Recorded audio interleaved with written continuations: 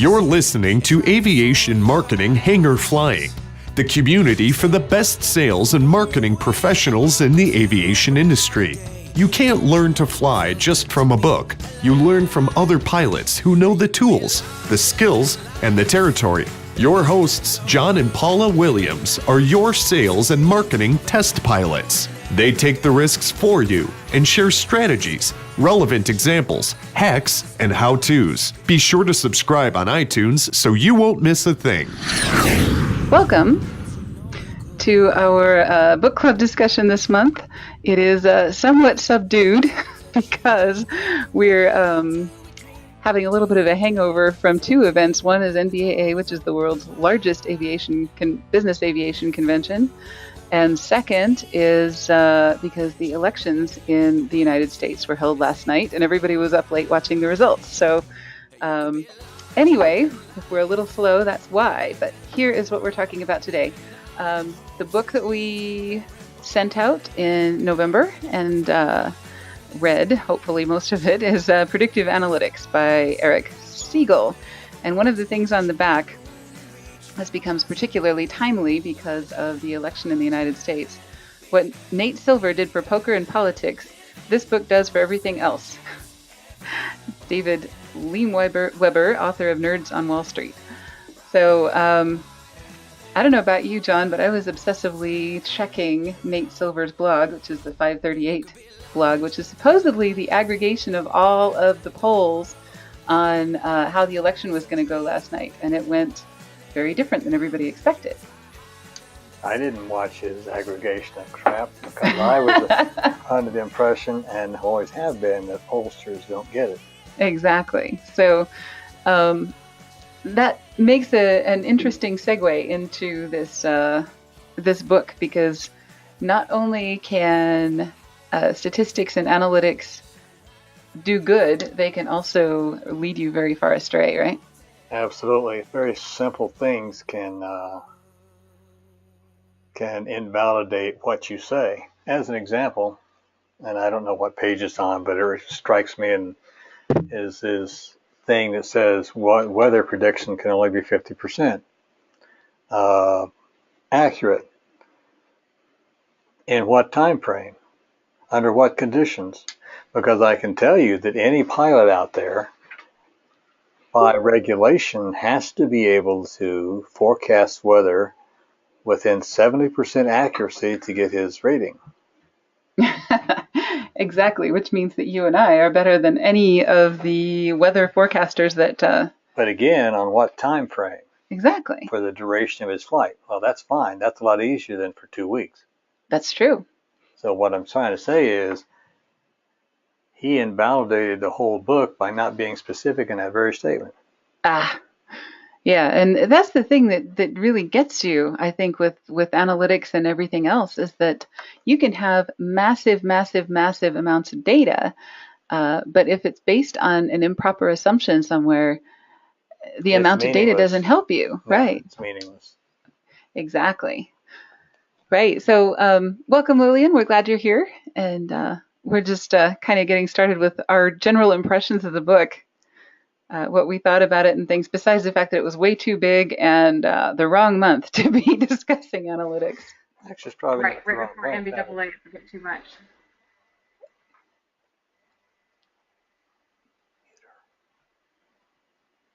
Actually, it's probably not the wrong month, because of the election and the fact that if you watch CNN, John King is an outstanding statistician that can be able to communicate to people and actually know where to generalize and where not to, so that you get the data transformed into information.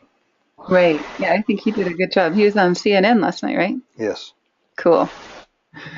And Lillian, you were watching PBS last night. What did you think of the analytics and how that played out in the election? Well, it was quite interesting because they had, I can't remember what the name of the guy was, but one of the polling companies, one of the main guys from there was talking about it, and he was I think he was trying to regain ground because they had so far missed what was really happening. They had absolutely not a clue and I think all the pollsters and all the media were just so overwhelmed by the difference in what they thought was going to happen and what really happened. Well, not to go too far into politics, but I haven't. if you think about it, the pollsters probably represent, The media? well, and the media represents not the common man anymore, but the so-called elitist or the people with money and power in government. So they had no reason to call the farmer in Nebraska to see what he thought. Exactly. You know what I mean? Yep. Telling citizens of New York and Los Angeles and Right. The people who live in the suburbs and are making, probably 50, 60, 70,000 a year or more based on what I read. And the farmer is probably making that much too, depending on what he's farming and how well he's doing and managing it. But they didn't want to know about him. He's a farmer. No. Right. So one of the first things that we noticed about the book was, the point about with power comes responsibility. And a lot of us use statistics and data in our sales presentations. And we have to be really, really careful that we're prefacing and disclaiming a lot of things in our sales presentations, because there's a lot of marketing data out there that we can present to people. And we try to be really, really precise about how this applies to them and how this doesn't apply to them, and what decisions we can and can't make based on that data, right? Yeah, Right. I love this book. Predictive Analytics is actually a pretty cool approach to trying to figure stuff out. If you give examples in there that you use all capital letters or all lowercase letters on an application, you're going to be a bad employee. Okay, fine. Well, statistically, probably that doesn't cover everybody. Right. But statistics is all you've got, so you go with that. The problem with that is most mid, small size companies can't afford to pull a credit report on everybody they want to hire, they want to do business with, so they've got to do it other ways that don't cost money. That's right. And and even with predictive analytics, you have to have a large base of data in order to actually do good. I don't care what's his name is and multiplies it times 100,000. Nate Silver, yeah. If you got 6 people or 6 points of data that you want to analyze, you multiply 100,000 and you do all your fancy stuff with it, you still only have 6 points of data. It doesn't matter. Right. That's right. But anyway. Yeah, your margin of error is substantial if you don't have very much data. Exactly.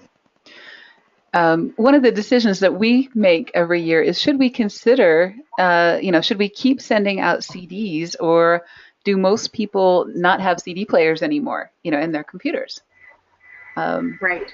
So that's a question that we had, and we thought, it would be great to do a survey of our customers and find that out. The problem is we have less than 100,000.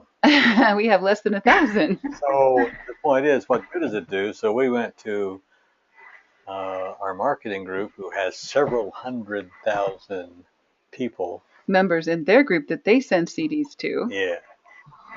And tell that story. And ask them the question, do you send CDs, or why do you still send CDs? Have you considered not? And their answer was, in 2013, they stopped sending CDs and they had their membership drop by 30%. Yeah. Wow. Yeah, so that 30% is important to us. We don't have the numbers to make that assumption, but based on that data, whether it applies to our customers or not, we figured they've got a bigger sample size. So, that's a decision that we decided to apply somebody else's analytics to. In fact, they started sending CDs again, didn't they? They started sending CDs again. And they're building their membership back up. I wonder if they're keeping track of that, though, because as, over time, there are more and more computers that are coming out, more and more laptops, and more people are using tablets. So will that... time, but even my desktop. We bought a Mac Mini to use at trade shows, and then I opted Yep. to use it as a desktop. Well, it doesn't have a CD in it, Right. but for $69, you can get a DVD CD player. It just plugs right in, no software, nothing. It knows what to do with it. So Yeah. I suspect that's going to be around for quite some time, the ability to do that. Probably. Right. It's also, a matter of risk, so for us, it's a fairly inexpensive way to distribute information in another way. People that don't even use the CDs tend not to throw them out, so that was another data point that we discovered from a advertising age survey. Most people who receive a CD in the mail tend not to throw it out as much as they throw out the paper. There's a higher perceived value of a CD, whether they actually use it or not. So, I can see that. yeah. Have you noticed that, Lillian? Have you done that? That's probably true. And then when even though you're not using it, although you pick it up, you see the logo, you see it breeds familiarity. Right. So that perceived value is worth something. But yeah. So anyway, that first point, that we came across was, with power comes responsibility. We can't be throwing around data the way that we see a lot of marketing companies do and expect to maintain our credibility, especially in the aviation industry, because people are very smart. So, that I think is probably the first point that was a take home for us from the book. Not Right. that we didn't know that already. Okay. Second thing, what makes data actually predictive?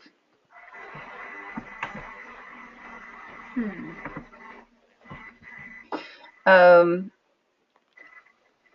reason that we chose this book, just kind of start with that. A lot of people get a lot of data from their Google Analytics, from their Facebook Ads Manager, from other places where there's a lot of information that they have no idea how to use. So they get these reports, and in our office hours, we pore over it with them and try to decide, what here is usable and what here is not. And the position that people often come to us with is, I have all this data and I want to use it. And that's kind of the wrong, that's kind of the tail wagging the dog, Just because you have data, that doesn't mean that it's actually useful or predictive of anything. That just means here's a bunch of data.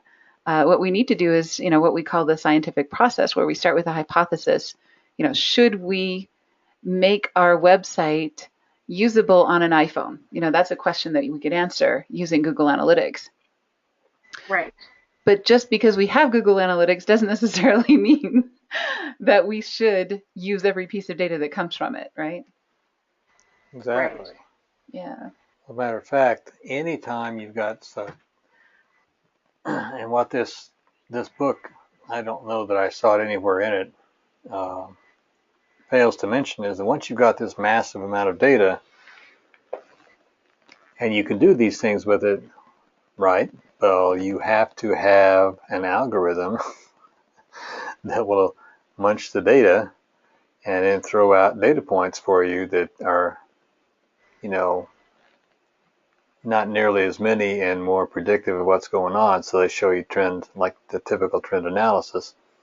If you don't have that, it doesn't do you any good to have the data anyway. And if you're using somebody else's algorithm, such as Google, you're taking their word for it. Right. That's true. And the thing is that you need to know what your objectives are. Like you said, you need the hypotheses. Right. To be able to really understand the data. Otherwise, like you said, it's just a pile of data. It so happens that in one of my previous lives, I worked for IBM, and they have a public utility that I kept, and I have written algorithms to run against a lot of the data that we received to do stuff we wanted to analyze and see what's what. And it's a very easy thing to do if you're halfway I used to use it all the time, and in about 8 lines of code, you can do just about anything. But again, if you don't know what you're looking for, and if you don't know how to put an algorithm together, you're sort of in the swamp. Right. Very true. One thing that we do in Google Analytics that's kind of predictive and, it makes it a lot more useful is we set up what we call goals in Google Analytics. If a person goes to pages 1, 2, and 3, so let's say they go from an article to the Contact Us page to fill out a form, and then they get a thank you page. They do those 4 things.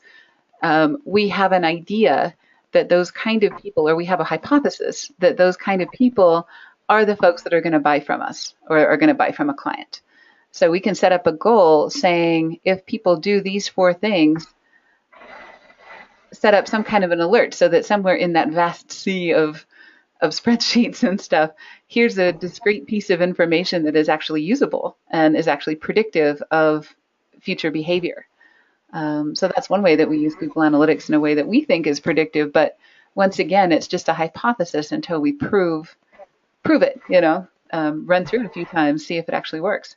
An example of why you really don't want to use other companies for people's analyses is because Alexa, as an example, we follow our Alexa score, but I couldn't tell you why it goes up or down. Right. I mean, we've tried to figure out what they're looking at and what's changing to figure out why we go up and why we go down, and can't figure it out. I mean, there are some gross things in there, but then the finer points, once you get to a level where we are now, why does it go up 30,000 or why does it go down 30,000? Couldn't tell you. And they won't, even if you could talk to them. Mm-hmm. Well, it's everybody on the web, and no, it's this, but they would never nail down a reason. Right. The reason we use Alexa and Google Analytics is because they're owned by different companies. So Google is, of course, owned by the Alphabet company, Google Analytics, and Alexa is owned by Amazon. They have 2 very different mindsets. Google wants to sell advertising and promote their search engine and products. Amazon wants to sell products, not advertising. Right. So the 2 are a good double check on each other, but the intricacies of how that data is gathered are not something that they're going to share with us, even if we had time to. No, I mean, we've had conversations with people that work with Google and listen to seminars and so forth because we have to, because it changes all the time. Right. There's no such thing with Amazon. They don't care. They have a blog, and they'll tell you selected bits of information, but, not enough to be useful. And it would take a full-time job to analyze that. So anyway. Yeah, exactly. Okay, so next point, how does prediction turn to opportunity? An example I'd like to use here is we just went to NBAA. Some number of people went to the show. We don't care how many people went to the show. Honestly, we don't care whether they were up or down from last year. Everybody talks about, was it a good show? Was it a bad show? And so on. The only thing that we care about was it a good show for us? Exactly. Was it a good show for Lillian, for you? Right. How many people did we contact prior to the show? How many appointments did we make? How many of those appointments were kept? How many of those kept appointments turned into qualified prospects? And how many sales will we make within 6 or 8 months? Whatever our time horizon is. Exactly. We use a sales funnel approach on that one show. Right. And I don't know, 100 or several hundred people that we approached or talked to, and out of that, some number said they'd make an appointment, and out of that, some number did. And of those, we're working down through to see how many end up being customers. And it will be interesting to see, to compare to those numbers I told you earlier about how many leads we got versus how many actually turned into a flight plan or a pre-sale who actually turned into consulting clients. Mm-hmm. And we'll run those numbers again as soon as we know. Mm-hmm. Right, exactly. And Lillian, I'm sure you do a similar thing when you decide, you look at the demographics for an opportunity and you say, are these the kind of people that we think would be good customers for us? But Right. from that point, then we don't care. We make that decision, but that's how it turns into an opportunity is, what do we make of it from that point forward?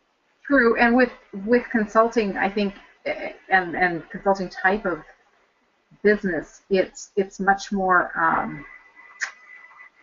you're focused on a smaller market in a lot of ways. Even though the market is big, but once you narrow it down, it's not like you can't use a blasting kind of approach. Right. Because you have to be very one-on-one with all of your clients. Right. In fact, yeah, a lot of our clients don't do booths, or whatever, because they don't want to do the shotgun. They want to do the sniper rifle approach. Correct. So they take the same. That's why. I mean, this book was much more focused on bigger volume sort of data. Right. That's true. And there are some companies that need that. And I think, of course, even we, as very targeted businesses, I think your business and ours are probably some of the most targeted in the group. But probably, yeah. Yeah, but still, there was some stuff in there that I thought was helpful to us. Maybe not as actionable as some of the other books that we've read, but good stuff anyway. Okay, Netflix outsourcing and supercharging prediction. Probably the best example I could give for that would be how we outsource that decision of, should we keep sending CDs? We had to go to a larger data set to really get a good answer to that question. So one thing that we recommend that people do is look at a company that's like yourself except bigger, or at least has the same demographics but bigger. So like a high performance light jet company can look at Harley Davidson, because the light jet company has a very small set of customers, recreational customers, people in a certain demographics. So Harley Davidson is a much bigger company that serves that same demographic, but has a bigger data set and has a lot more resources to crunch data. So if you watch what they do and you know that they have a good track record, then you don't have to do your own prediction. You have to be very careful with that, but it's a good way to get some data without actually having to do all the analytics yourself and get some stuff that's more reliable using their resources. Right. John, I know you have some experience with Harley Davidson. You think that's, do you know of any other examples you could use there? Well, not at the moment. Okay, cool. All right, that's fine. We'll have some dead spots we can cut out, but that's all right. That's all right. Exactly. So, all right, what is the scientific key to persuasion? And, really it comes down to emotion. We like to think that we are fact analyzing machines that, put everything in a pro versus con column and then we make a decision. But, if you're like me, you do your pro versus cons and then you completely throw that out and make a decision anyway. Well, you did all that, but it was a subconscious level. Exactly. And there's no way to document what the hell happened. That's true. But your brain actually does a lot of microprocessing of information, some of which is subconscious and some of which is conscious. So you can provide all kinds of data, but it really comes down to an emotional decision in almost every case. It's just a little bit of trivia on data. Yeah. At the show, because I'm a mechanical kind of guy and I like jets and I like jet engines and so forth, I stopped by, I believe, I don't remember, whoever the supplier is to the new Citation Hemisphere for engines. And they had one there, and they have this great, big, solid state module sitting on it and wires going all over the engine.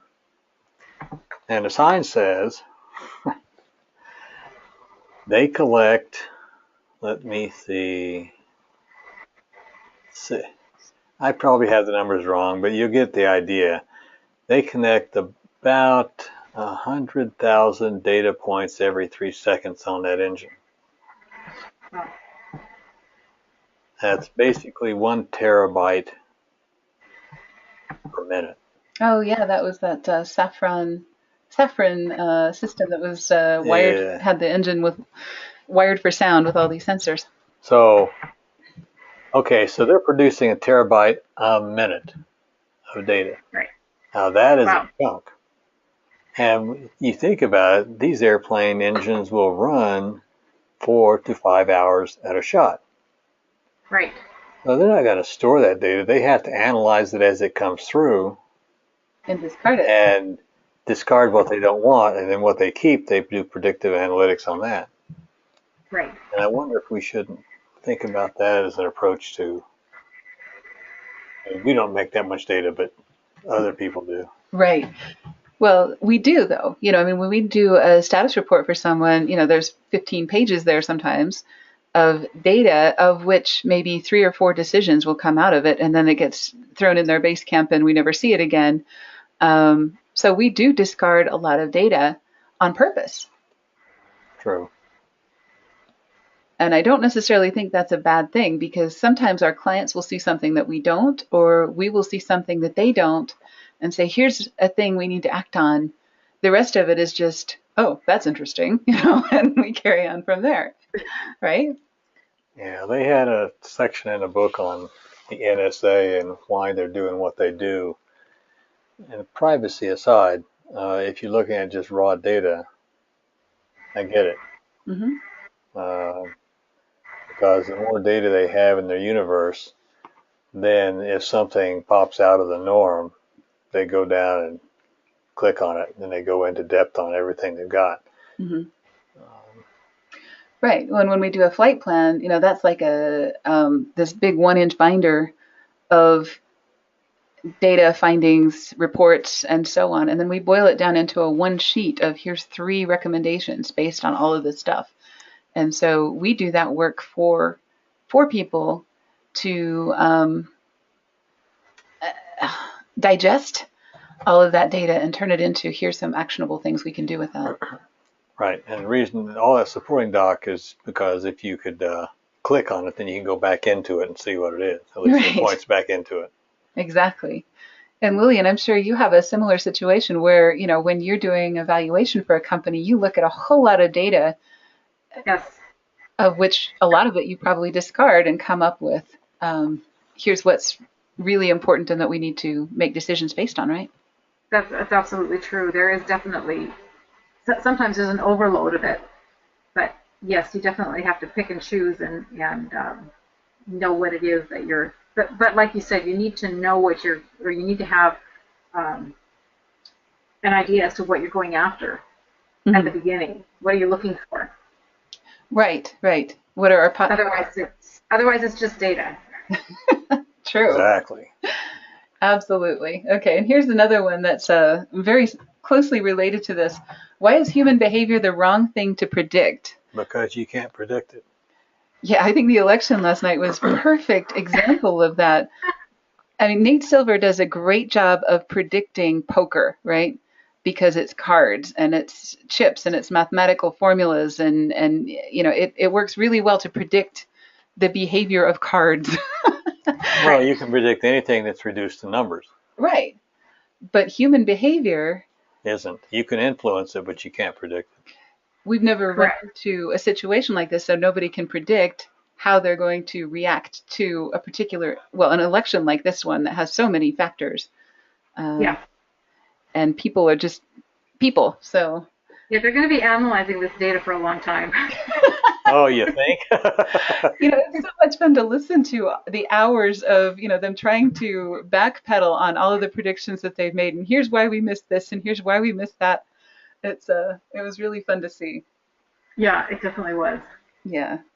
seeing all the bean counters kind of taken down a peg. Oh, yeah. Yeah, we love bean counters. I'm not trying to be obnoxious, but You're just doing it. I just am. Yeah, that's true. Okay, so next month we're going to be talking about something much easier and more actionable. This is the No BS Marketing to the Affluent by Dan Kennedy and Joe Vitale.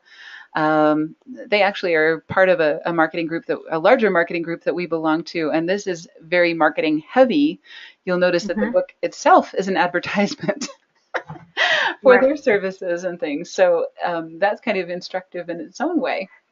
Well, for those of you that are listening besides Lillian, if you have a massive amount of data you want to analyze and don't know how, you can talk to me and we will see if we can put together something that will give you a more reasonable number of data points that might provide a trend. Right. We've done that for a lot of folks in their office hours when we have a problem that we need to solve and we have access to data, or maybe don't have access to data. There's a way that we could find some. And John's really, really good at boiling that down to something that's usable. Well, my utility is one of those from back in the day when they didn't have a GUI interface, so it's all command line stuff in Linux. Ooh, I can't even look at it. It makes me nauseous. If it's not in Excel, it's not data for me. It's not usable. So. Yeah, but I provide you data you can put into Excel, then you can understand it. Yes, I like that part. So, great. Very good. Yeah. Well, and Lillian, we're really happy that you survived NBAA and the election and showed up today. So, right. And so tell us a little bit about what you do. Well, basically, I do valuations of aviation businesses, and we do valuations of aviation businesses for a lot of different reasons, for people buying, selling, for people looking at financing their business, needing to take something to the bank and explain to the banker what it is they do and why they need this money, for people that are looking at adding a partner, divesting a partner, or the unfortunate thing sometimes is that we end up doing it because it's required for a person's estate filing, like if an owner dies, for example. So can you, for some of those out there that may not understand the difference between evaluations and valuations, you got 25 words or about that you can tell them what the difference is? Well, a valuation is putting a number to the value of the company.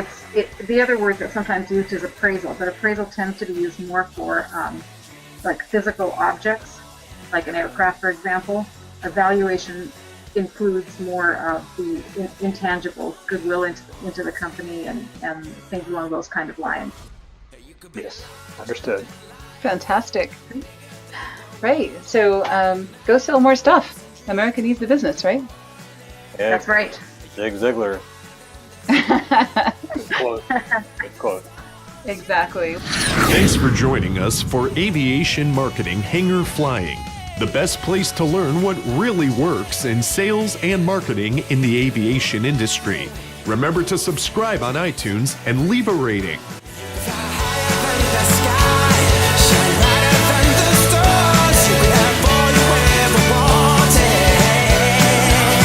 You know you could.